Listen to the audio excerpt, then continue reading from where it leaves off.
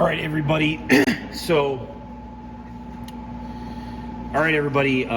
This is the freeze plugs here on the engine, and I found this freeze plug over here was rotted away. It was completely rotted away. I put water in the radiator trying to fill it up to see where the leaks were, and we had to take that one out.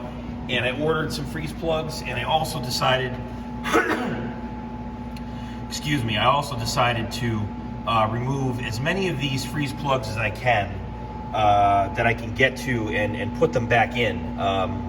As you can see, there's some freeze plugs they're down in here, and those really are not accessible with a tool to put them back in later. So even to get them out, it's going to be difficult. So luckily, none of those freeze plugs, you can see there's another one over here, and same thing over here. So luckily those are okay.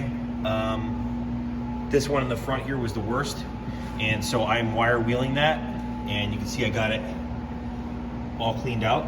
And when you install these, you put a little bit of silicone in there first around that little lip, and then you put the piece in that ensures that it won't leak.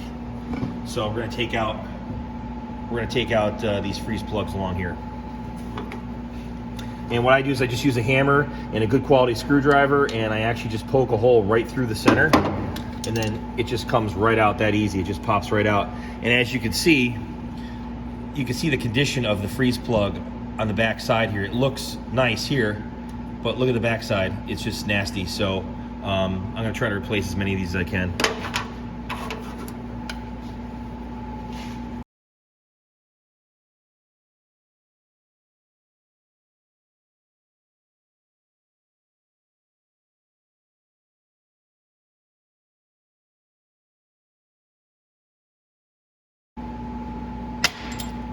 There we go. Now this freeze plug was made out of brass. So this one was actually in much better shape, but I didn't realize that it was made out of brass. So if I see another one of these, I will leave it in. Brass does not rot with water, so we'll see.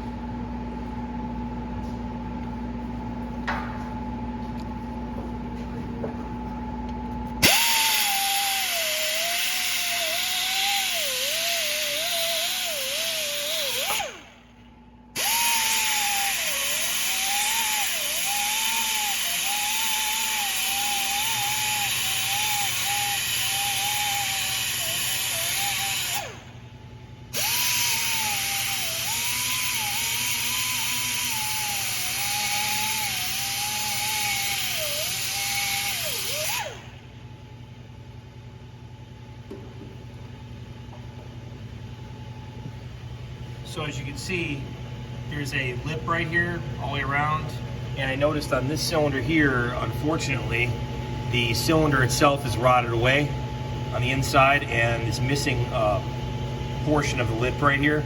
So we're gonna have to do something about that. When I go to put this back in, we're gonna have to put some extra silicone on here to make sure that doesn't leak. And then we've got this one down here, which is in good shape, and it's all clean. So let's put some freeze plugs in.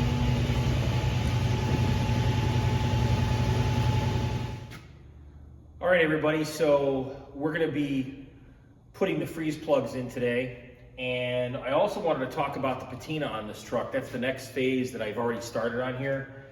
This back section here has not been done yet, but I want to show you what the completed section looks like.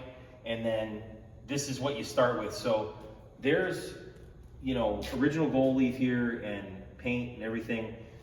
It's got a lot of surface rust on it, but what I do is I come through with some paint thinner and some either 400 or an 800 grit sandpaper. I found the 400 grit sandpaper works a little bit better with, as long as you use paint thinner. It acts kind of like a lubricant and it doesn't dig in really that much. It just takes off. You want to remove the surface rust, anything three-dimensional off the surface, without damaging what's remains of the gold leaf, pinstriping, etc. So On this truck here, we went through and we're going to be sanding down and wet sanding each panel with paint thinner, not water. And that paint thinner helps clean, and the sandpaper helps clean too. So let me show you what it looks like down here.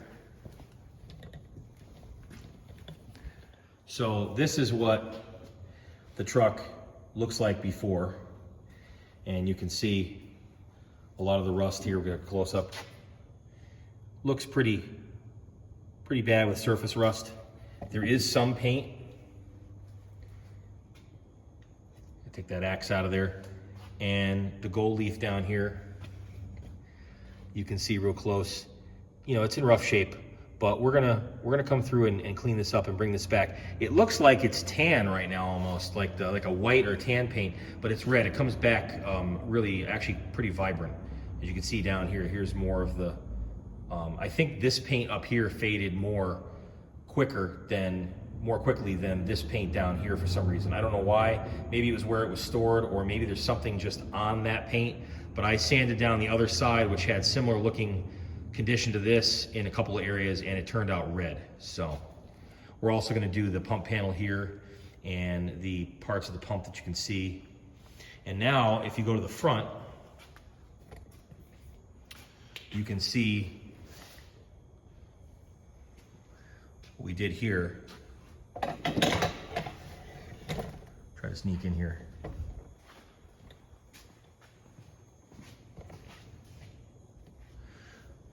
So you come to the front here, and here's what the hood looks like now. And it really came back. Even the fender here, you can see the surface rust here, but this is all coated with, we came through and used paint thinner, sandpaper. I wiped this whole thing off, made sure it was dry, and I applied a chemical called Penetrol. You can get it at Walmart and a hardware store, a lot of different places. It's easy to get, and it's kind of like a sealer, and it strengthens the paint. You put it on with a rag. There's no spraying or anything. It's very easy to use, and it just really brings back that vibrant paint. And it also protects some of the gold leaf. You can see here on the front, the gold leaf came down here and went up like a U to follow the fender. And you can see there's even a little piece right here. There's a little bit left here. And even the Hartford Fire Department logo up here, you can still see some of the gold leaf here. HFD, Hartford Fire Department. So that's pretty cool. At least there's something left. And the gold leaf here on the corner of the hood. You can actually see the pinstriping right here, still on top of this would have been a stencil, and they would have applied a stencil markings on there and then put the glue on and put the gold on, using a stencil to trace it, but it's all done by hand. It's not a sticker or anything like that. It's just to use a stencil for the outline. They put the gold leaf on there, and then they come back and they do all the pinstriping around all these edges, and it straightens it right out and makes it look like a professional job. It really came out nice. Even the front here, I did the crossbars and everything here, and then this side over here on the passenger side we just looked at, that's wet still. It's still tacky. This is what it looks like when it dries. So it stays with that wet look. And you can see how nice this looks. It just brings back the shine. And this side of the truck here has a lot more gold leaf on it, and it's a little bit better condition than the other side. Let's see if you can see the HFD on the hood there. You can clearly see the H over here, and you can kind of read it. But bringing this thing back to life here, here's the pump here with the steamer fitting down below here, and then you got your two outlets up here. So it really brings back the shine of that paint.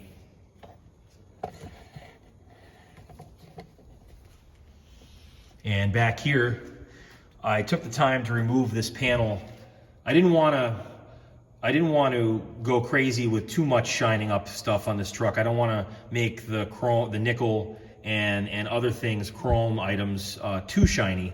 I just wanted to make it look, you know, presentable, like it's old, but it's been cleaned up and it's taken care of. Like for example, right here with these nickel-plated valve handles right here. I'm not quite done with these. I'm going to go through and do some more polishing on these at a later date, but they were really in bad shape before. I'll show you on the other side what they look like.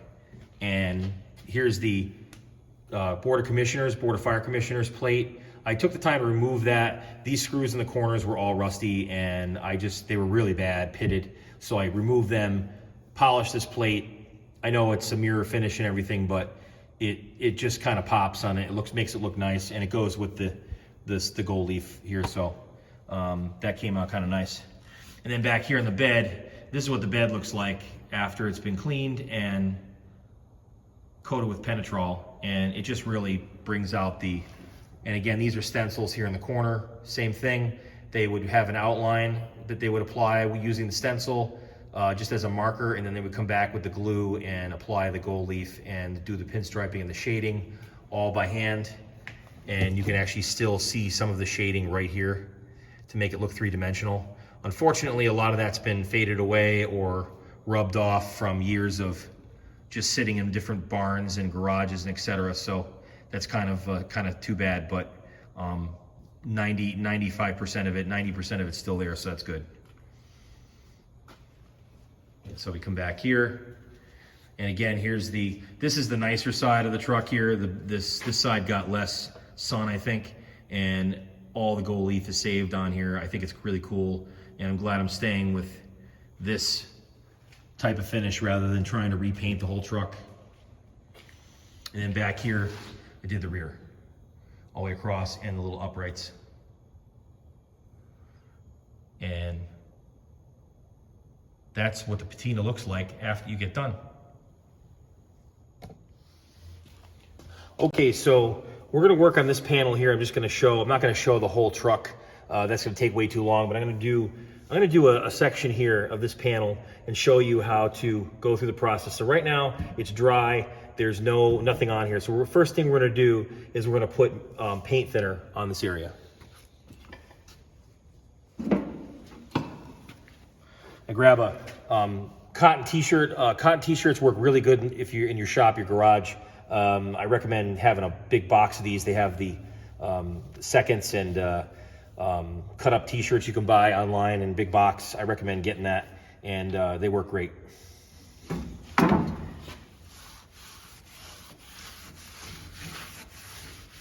You can just see how the color changes here magically with just getting it wet with the paint thinner. And you don't want to be bashful with this. The paint thinner is not going to take off the paint. It's just going to wet the surface.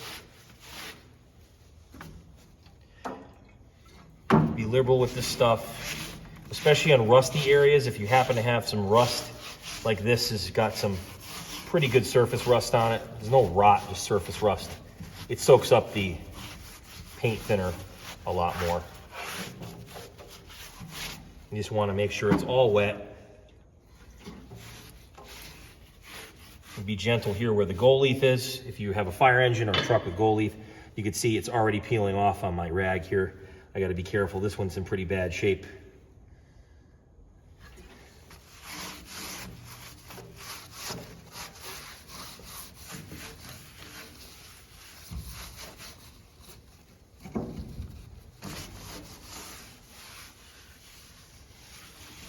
So we'll call that good there. Then you're going to want to take a piece of sandpaper like this. This happens to be a 400 grit sandpaper. I've already used this a bunch. It's kind of beat up, but you put a little bit of paint thinner on that and get it right on there. And you're going to carefully sand this gently. Not going to be pushing really hard. Just let the sandpaper do the work and just go over everything evenly. And you're trying to remove the three-dimensional rust and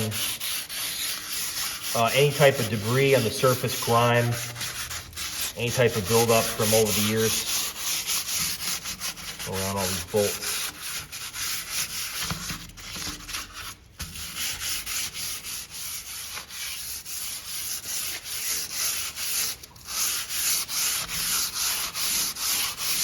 And this doesn't take a long time.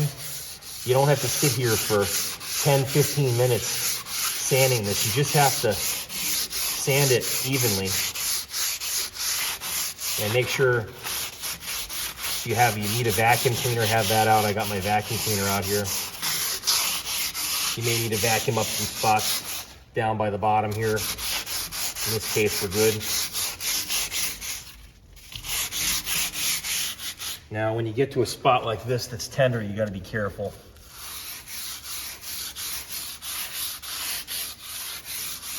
It's really loose.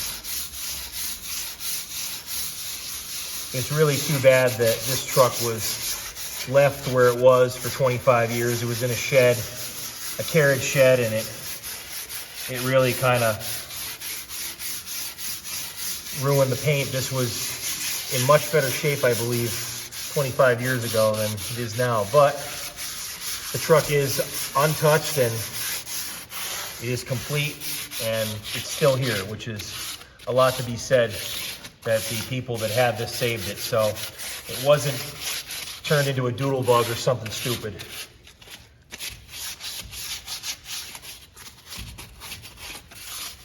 And after you get done with the sandpaper, you grab another rag, a cleaner rag, and you want to go through and wipe off all this surface. You want to go around, wipe off all the paint thinner and remnants of sand, gold leaf, chips that are floating around, whatever.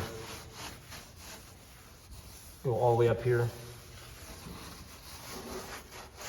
And you get this all off like that, okay? Then, and you always want to keep separate rags too. You don't want to use this rag for everything. It doesn't make any sense. It's full of paint thinner. You want to have a separate rag that you use to wipe off the paint thinner. And then you want another rag to use for applying the Penetrol. This stuff right here. Penetrol is a easily available liquid, like I was saying before, and you're very liberal with this stuff. Don't be stingy with it. And you apply this. You just apply this on the paint, and this is gonna strengthen and seal in everything that's left here. It'll be pretty much waterproof later.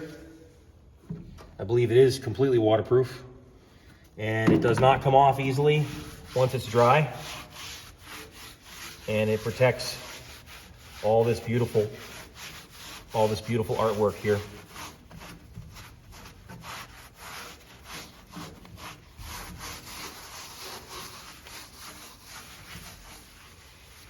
Look at that. It's just amazing the difference between this and what it was just 10 minutes ago.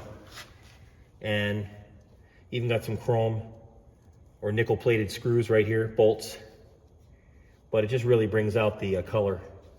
And this is all going to be sealed and protected now from the weather, washing it off with a garden hose, whatever. And it just looks really nice.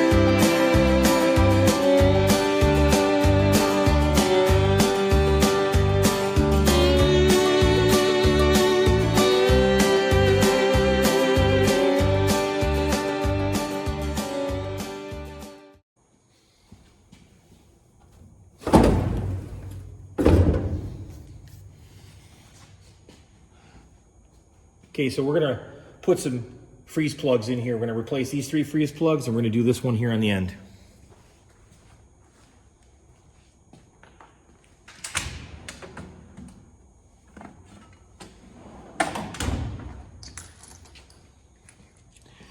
So these are the freeze plugs we're gonna be using here.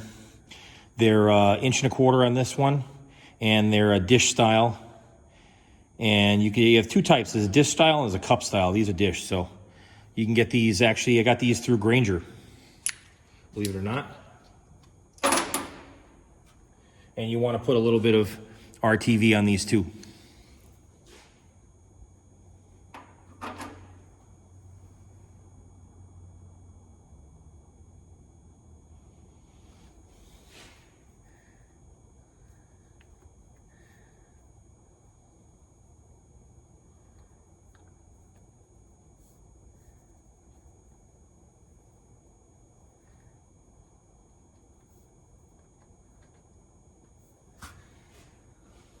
RTV on there.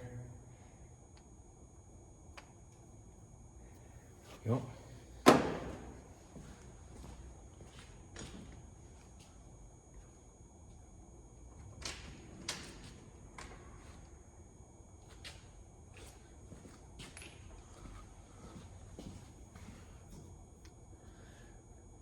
When you drive these in, I like to use a socket that's relatively close, a little bit smaller in diameter than what the plug is, and then you can hammer this in.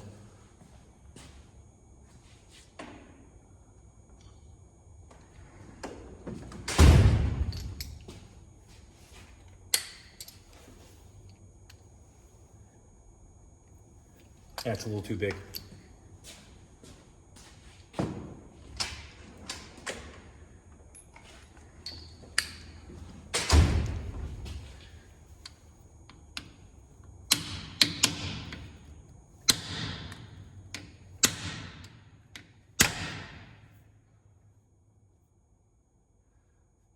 All right.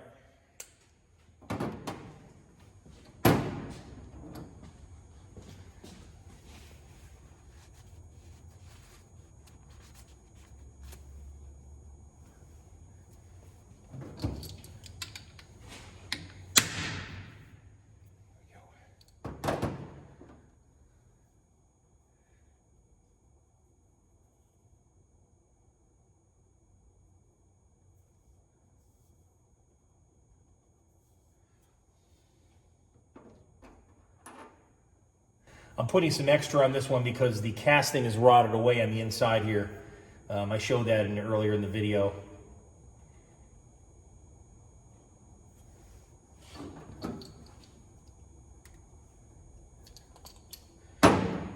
This one I'm going to hit in the middle.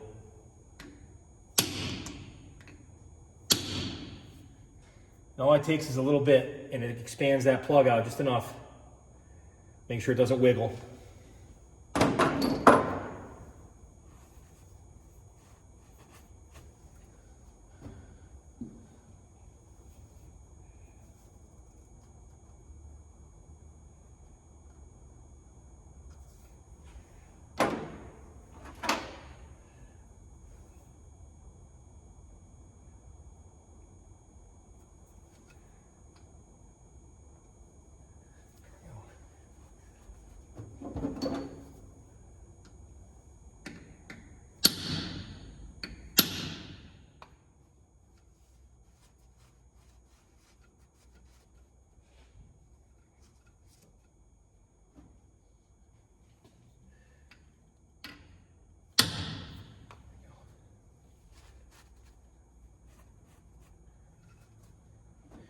You know, on this style dish plug here, it actually works better to use a punch like this. When I was talking about using the socket, I was thinking of the cup style one. That works better for those. But these here, you want to use a little bit, this is a 1/2 inch extension here. Works great. Just put a little of a dimple there. That's all you need. You don't have to smash it really hard. That's all it takes.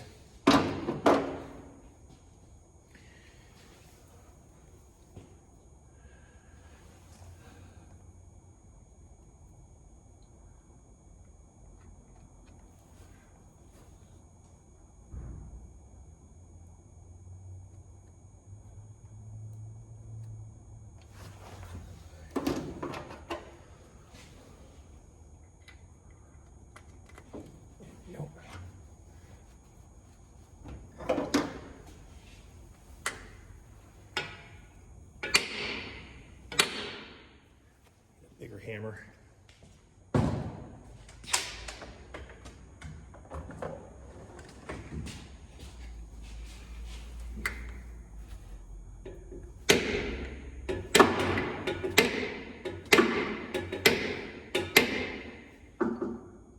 Here we go.